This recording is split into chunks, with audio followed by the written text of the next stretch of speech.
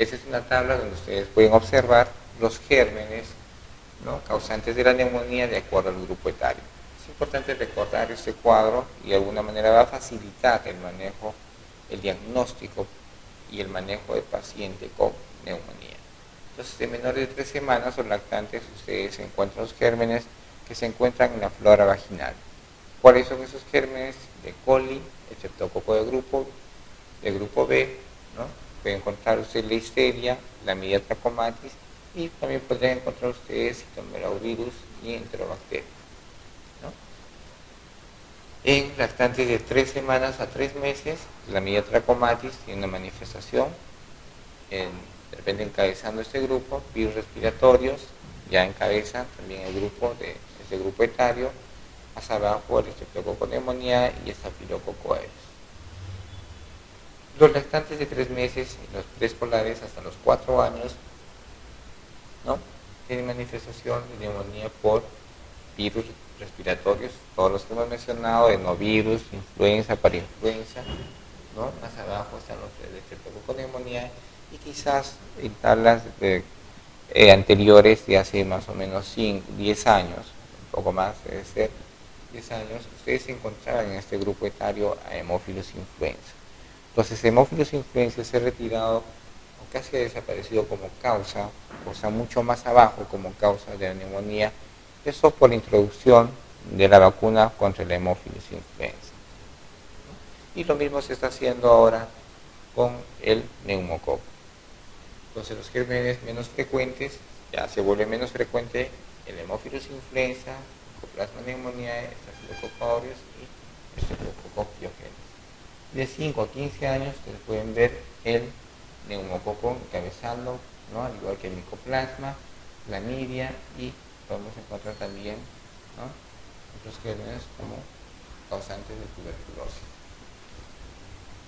Este es otro cuadro similar, donde ustedes pueden ver los gérmenes de acuerdo al grupo etario. Es importante recordar los gérmenes para la etapa neonatal de 1 a 3 meses, de 4 a 5 años, ¿no?, de 1 a 4 o 5 años, y mayores de 5 años.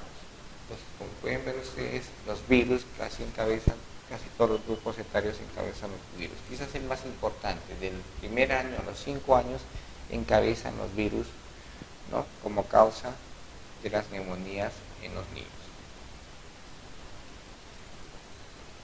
Entonces, es importante saber también los factores de riesgo, ¿no?, para desarrollar neumonía en la infancia y la adolescencia. Eso incluye el antecedente de prematurez, exposición al humo del tabaco, no recibir lactancia materna, la malnutrición asociada a inmunosupresión, asistencia a guarderías, el hacinamiento, el bajo nivel socioeconómico, los antecedentes, ¿no?, de sibilancias o antecedentes de alergia con cuadro respiratorio crónico, antecedentes de otitis media, que puede estar asociado también a compromiso de efectos anatómicos, infecciones respiratorias recurrentes en el año anterior.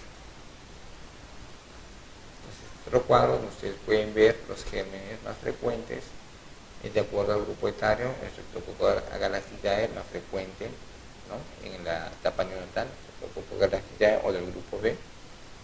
Las infecciones virales mucho más frecuentes en los lactantes, en los preescolares, ¿no? Las infecciones bacterianas como el Streptococcus pneumoniae mucho más frecuente en la etapa escolar, y los gérmenes atípicos como el Mycoplasma pneumoniae y la Clamidia pneumoniae es más frecuente en la etapa de adolescentes. Entonces, la neumonía está dentro de las primeras 5 causas de muerte. Es importante saber. 15% de muertes en niños son debidas a neumonías, y los más pequeños son los más afectados. El grupo etario de 1 a 5 años o menores de 5 años. Es un cuadro para hacer diagnóstico diferencial entre neumonía típica y atípica. Como ustedes pueden ver, la manifestación de una neumonía típica con fiebre alta de 39 grados, de aparición brusca, hay compromiso del estado general en el paciente, el dolor pleural, torácico, epigástrico. A la auscultación ustedes se encuentran crepitantes, hipoventilación o soplo tubario, ¿no? En la ayuda diagnóstica, como el hemograma, ustedes van a ver leucocitosis y con desviación izquierda, ¿no?, a predominio de neutrofilo. La radiografía ustedes pueden observar consolidación. Y algo que de repente no está acá es la presencia de marcadores, ¿no?, de las restantes de fase aguda, como el PCR, que si bien es cierto no tiene un valor predictivo positivo, pero sí es importante el valor predictivo negativo con la presencia, ¿no?, de esta restante de fase aguda que es el PCR. Entonces los criterios para diagnóstico: NAC típica con 3 criterios, ¿no?, NAC atípica no presenta sus criterios, y la NAC determinada con 1 o 2 criterios. Este es otro cuadro donde ustedes pueden ver los gérmenes bacterianos: el neumococo, Haemophilus influenzae, estafilococo, streptococo, los gérmenes atípicos con micoplasma, clamidia, legionela y los virus. Todos los virus que ustedes conocen: respiratorio sincitial, influenza, rinovirus, etc. La fisiopatología de la neumonía. Entonces, es como cualquier cuadro infeccioso respiratorio. Ingresa el germen, ¿no?, en la mayoría de los casos por vía respiratoria, y alcanza el pulmón por el trayecto descendente o vía canalicular a las vías respiratorias altas, de las altas hacia las bajas. Entonces, por vía descendente, generalmente está asociado, la mayoría de las veces, con un cuadro respiratorio generalmente viral alto, puede estar asociado a un cuadro viral alto, y hay una sobreinfección de los gérmenes bacterianos como el Streptococcus pneumoniae, Haemophilus influenzae. La vía hemática está relacionada más a patógenos como estafilococo y Klebsiella.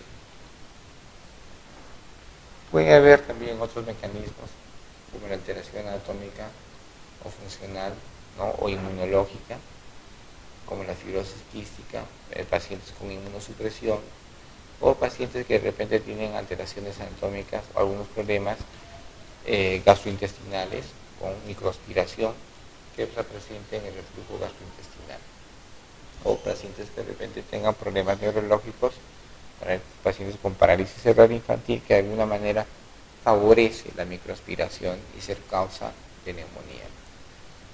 La neumonía se localiza anatómicamente en el parénquima pulmonar, más precisamente en las unidades de intercambio gaseoso, ¿no?, saber en los bronquiolos terminales y en los alveolos. Entonces, las vías de ingreso pueden ser canalicular, que es la forma más frecuente, la hematógena poco frecuente, y pocas veces es importante saber que se acompaña de bacteremia y la obtención del germen patógeno. Entonces es difícil identificar o tener un germen o tipificar el germen causal de la neumonía, ¿no? La sensibilidad de los antibióticos no supera el 30%, y va a depender de cada hospital, por lo menos en el mío no supera ni el 10%, ¿no?, de sensibilidad para el cultivo. Entonces, para hacer un pequeño paréntesis y hablar también de la bronquiolitis, ¿no?, que es una entidad frecuente en menores de 2 años, entonces es importante saber que tiene un patrón estacional con pico de incidencia en el invierno. La incidencia es muy variable y va a depender también de la edad, y está presente entre los 6 meses, menores de 6 meses o menores de 2 años, ¿no?, con más o menos una edad promedio de 1 año. Entonces, saber que también es importante saber que hasta el 3% de los niños menores de 2 años son hospitalizados. La bronquiolitis es una patología que quizás lleva a hospitalización más que las otras entidades respiratorias en esta edad. Entonces es frecuente o está asociado más al virus respiratorio sincitial, y cuando este se asocia al adenovirus, la agresividad, ¿no?, se incrementa cuando están asociados estos dos gérmenes, y el compromiso del paciente es mucho peor. Entonces muchos de ellos terminan incluso con insuficiencia respiratoria y con la necesidad de dar ese apoyo ventilatorio.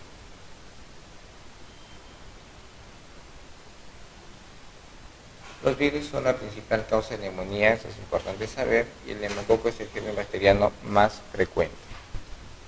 Entonces, como acabamos de mencionar, el neumococo es el germen bacteriano más frecuente en la infancia como causa de neumonía. Entonces, para recordar el concepto de neumonía, es un proceso inflamatorio pulmonar, ¿no?, asociado a un cuadro infeccioso. Y en la anatomopatología lo que ustedes ven es una condensación por exudado inflamatorio alveolar, generalmente lobar, ¿no?, o localizado. Entonces ustedes pueden ver en el gráfico el cambio anatómico que tiene y la imagen de hepatización pulmonar por un proceso infeccioso, ¿no?, localizado, casi lobar, y está asociado la localización más a grupos etarios, ¿no?, de repente de preescolares o escolares. En lactantes es difícil que ustedes encuentren la localización o la focalización de un cuadro neumónico. Entonces la localización anatómica de la neumonía, ustedes pueden ver, están localizados en la porción terminal, los bronquiolos, los alveolos y en el intersticio. Entonces, no hay clínica patognomónica determinada para cada germen, eso es importante. Si sea bacteriano o viral, ningún germen tiene una manifestación clínica patognomónica. La manifestación es casi inespecífica para todos, pueden estar asociados a un cuadro respiratorio y luego presentar un cuadro respiratorio bajo, ¿no?, con distrés respiratorio. Los virus están más asociados a sibilancias, al igual que las infecciones atípicas. Entonces es importante de repente para hacer diagnóstico diferenciar la presencia de sibilantes, ¿no?, que están más asociados a infecciones virales y a gérmenes atípicos. Las bacterias están más asociadas a signos de consolidación y localización. Lo que acabamos de ver, la localización o la hepatización vocal o local de un segmento. Si es para de repente tener ayuda de diagnóstico, pueden utilizar unos elementos que van a apoyar muchísimo el diagnóstico y la evidencia de la patología respiratoria, que ven la sintomatología alta, manifestación del cuadro respiratorio bajo, presencia de fiebre, el distrés respiratorio, la frecuencia respiratoria y la oximetría de pulso. Entonces, los signos respiratorios altos generalmente están asociados a neumonías virales, ¿no?, como la rinorrea, cremito nasal, malestar general y estornudos, que de alguna manera pueden orientar más a un cuadro infeccioso viral. La sintomatología baja puede estar asociada en ambos, ¿no?, infecciones virales bacterianas, y su manifestación es tos, taquipnea, estridor, sibilancias, dificultad respiratoria, puede haber crépitos alveolares, soplo tubárico y retracciones costales. La taquipnea es un signo sensible y específico en menores de 5 años. Es por eso que la Organización Mundial de la Salud considera la taquipnea como un signo predictor de neumonía con una sensibilidad del 50 a 75% y una especificidad del 67%. Y algo importante es que la ausencia de este signo tiene un valor predictivo negativo de un 80%, es bastante. ¿Qué significa? Que si ustedes tienen un paciente con un cuadro respiratorio alto que no tiene manifestación de taquipnea, entonces es poco probable que sea una neumonía. De la misma forma, vamos a ver la frecuencia respiratoria alta será cuando es mayor a 60 respiraciones por minuto en menores de 2 meses, una frecuencia mayor a 50 en niños de 2 a 12 meses y de mayor a 40 en niños de 1 a 5 años.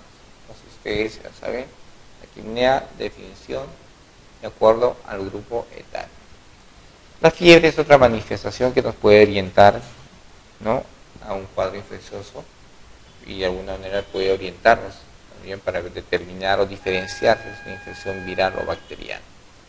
Pero saber que sola no es un parámetro útil para el diagnóstico y la no presencia de fiebre tiene un valor predictivo negativo de hasta un 90%. Entonces, de la misma forma que la respiración alta, la frecuencia respiratoria alta, la fiebre, la ausencia de la fiebre, no descarta la posibilidad de una neumonía. Sin embargo, la ausencia de fiebre también puede presentarse en algunos pacientes que con inmunosupresión o que no tienen respuesta por inmunosupresión, ¿no? Pueden ser pacientes con infecciones por HIV, pacientes que de repente con inmunosupresores, ¿no? Y también hay algunas patologías como la neumonía atípica que no tienen o tienen poca manifestación de fiebre. Otro parámetro importante para evaluar la saturación de oxígeno y es útil para determinar la severidad del cuadro clínico.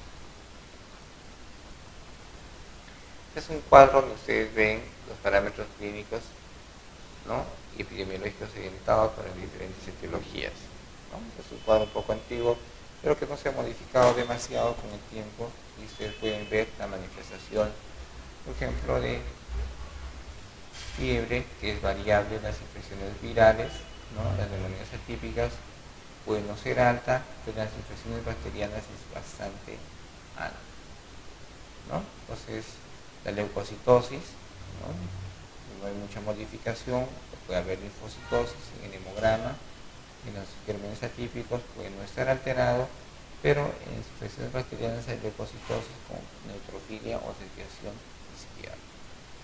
No hay efusión pleural, no hay ninguna, o hay escasa complicación extrapulmonar por las infecciones respiratorias virales. Los gérmenes atípicos pueden encontrar granos pleurales pequeños bilaterales, ¿no? Y en las infecciones bacterianas es frecuente, cuando no hay un manejo adecuado de las complicaciones extrapulmonares. La manifestación clínica en un paciente con germen atípico, bacteriano, y los atípicos como viral o neumonía atípica, ¿no? Ustedes pueden ver la fiebre usualmente alta en las infecciones bacterianas, es variable en el atípico, ¿no? La agitación variable en ambos, no se modifica. Los sibilantes, que están ausentes, o realmente no hay manifestación en las infecciones bacterianas, pero sí está presente en los virus y en las infecciones atípicas por micoplasma. La consolidación está presente más en las infecciones bacterianas, y en las virales o atípicas tienen un patrón más intersticial. Los crépitos pueden ser variables, lo que sí, de repente podríamos mencionar el crépito y el soplo tubárico, que está presente en las infecciones bacterianas. Los signos y síntomas, ¿no?, muchas veces no tienen correlación con la radiografía. Entonces, ustedes pueden ver que solo un 75% tiene una correlación con la consolidación bacteriana. Entonces, es por eso que ustedes deben valorar más probablemente la manifestación clínica más que la radiografía o el laboratorio.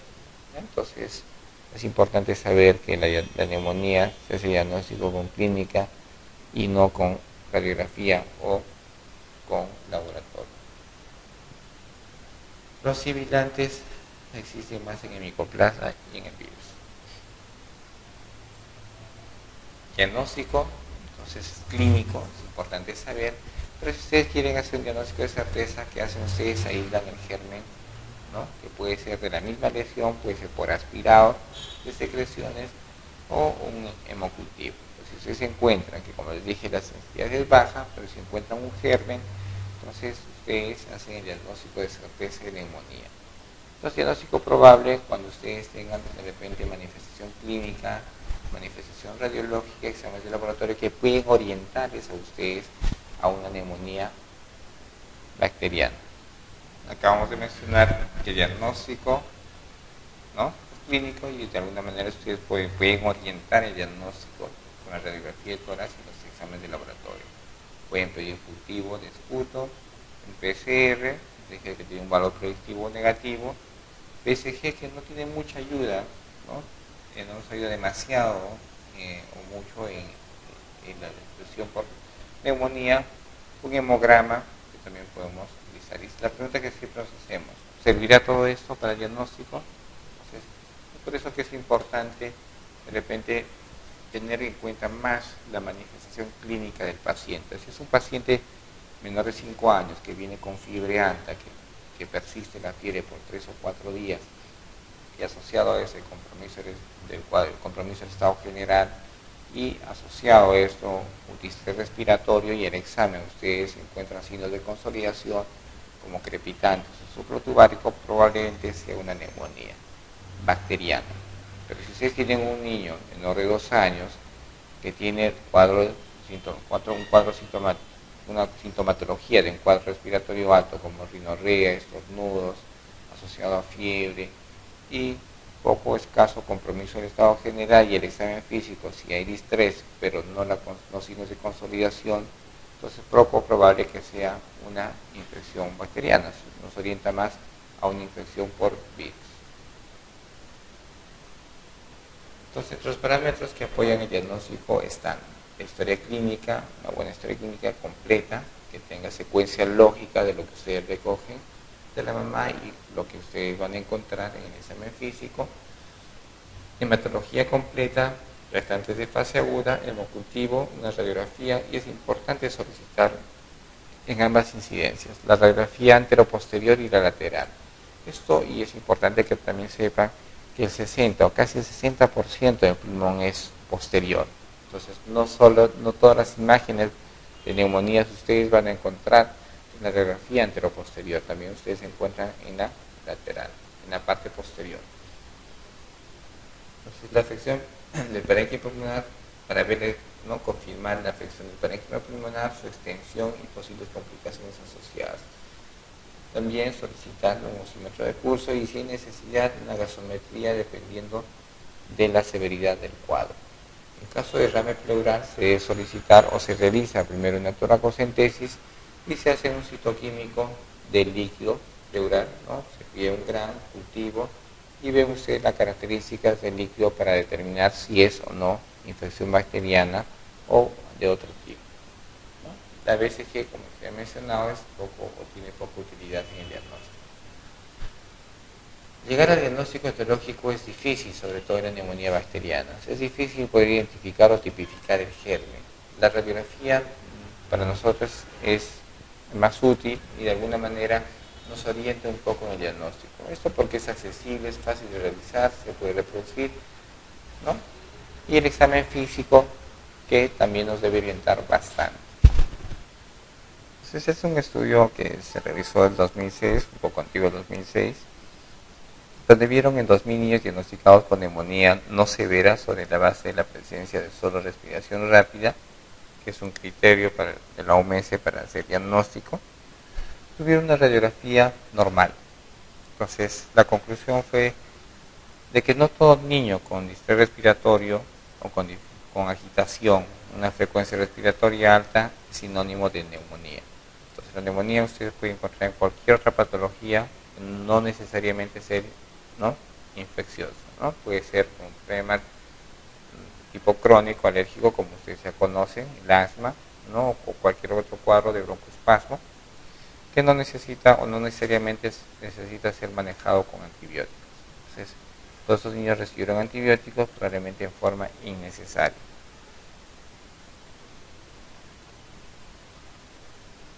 Entonces vamos a ver algunas imágenes. Esta radiografía normal de tórax, la radiografía no frontal, donde ustedes ven los espacios intercostales, ¿no?, ven la silueta cardíaca, los ángulos no conservados, la radiografía posterior, y lo que les decía, que un buen porcentaje o gran porcentaje del pulmón está en la parte de atrás. Entonces ustedes ven una consolidación, una masa de consolidación que ocupa casi todo el lóbulo superior. Entonces saben, este es el lóbulo superior, el lóbulo medio, y la parte posterior es el lóbulo inferior. Entonces acá lo que tienen que hacer es tratar de diferenciar si esta consolidación o esta radiopacidad es por una neumonía o una atelectasia. Entonces es fácil de identificar. La atelectasia lo que hace es jalar o retraer hacia el lado del lado afectado por el bronquio, ¿no? Y la neumonía lo que hace es empujar. Ustedes ven que ubican el bronquio, no está de repente traccionado. En una imagen de consolidación, ustedes con detalle podrían ver de repente broncograma aéreo por acá, y de repente por acá hay unas imágenes de broncograma, y esto es la neumonía, ¿no?, del lóbulo superior. Acá hay una neumonía típica por neumococo, ¿no?, una neumonía casi redonda, circunscrita, ¿no?, que está afectando, ¿no?, el tercio medio del lóbulo izquierdo. Entonces, la silueta cardíaca está conservada, los ángulos están conservados. Entonces la placa lateral, como decía, se van a evidenciar, ¿no?, la neumonía. Es casi anterior, entonces pues, pueden ver en la placa antero-posterior o en la frontal, y la neumonía está localizada. Esta es otra imagen donde no ven ustedes la neumonía, ¿no?, en los parénquimas pulmonares. Cuando ustedes solo solicitan una radiografía antero-posterior, probablemente les confunda bastante porque ustedes no van a identificar la neumonía. Los parénquimas están limpios, están conservados, pero en la imagen es retrocardíaca, está por detrás del corazón.